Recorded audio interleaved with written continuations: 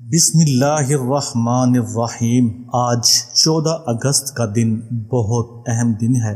یہ دن قسمت بدلنے کا دن ہے۔ اس دن مسلمانوں کی قسمت بدل گئی تھی۔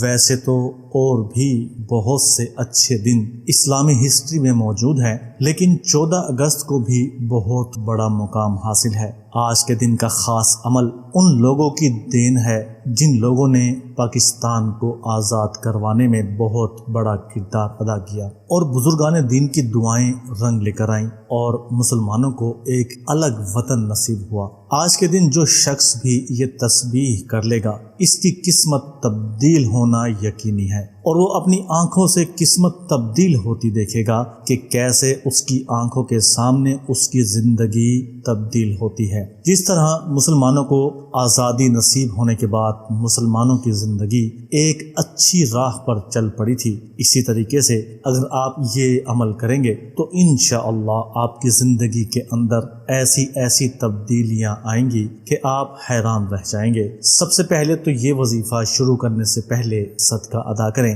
آپ صدقہ کسی کو کچھ بھی دے سکتے ہیں، بس وہ چیز آپ کے گھر کے اندر موجود ہونی چاہیے۔ چاہے تو پیسے دے دیں، چاہے تو گھر سے کوئی بھی چیز اٹھا کر دے دیں، کھانے کی پینے کی، آپ کی طرف سے صدقہ ادا ہو جائے گا۔ پھر آپ نے کسی بھی وقت چلتے پھرتے صرف 3 مرتبہ درود شریف پڑھ لینا ہے، اور ایک تسبیح اس آیت کی آپ نے کر لینی ہے، لمن الملک اليوم للہ واحد القہار، اور اس کے بعد 3 مرتبہ دوبارہ درود شریف پڑھ لینا ہے۔ آپ کی تسبیح ختم ہونے سے پہلے آپ کو ایک خوشخبری تو آج میں مل جائے گی۔ آہستہ آہستہ آپ کی قسمت تبدیل ہونا شروع ہو جائے گی، اور آنے والے دنوں میں آپ کے حالات یکسر تبدیل ہو جائیں گے، اور اگلی 14 اگست سے پہلے آپ کروڑوں میں کھیل رہے ہوں گے۔ اس وقت آپ نے ایک بات کا دھیان کرنا ہے کہ جب آپ کے پاس اللہ تعالی کی دی ہوئی نعمتیں آ جائیں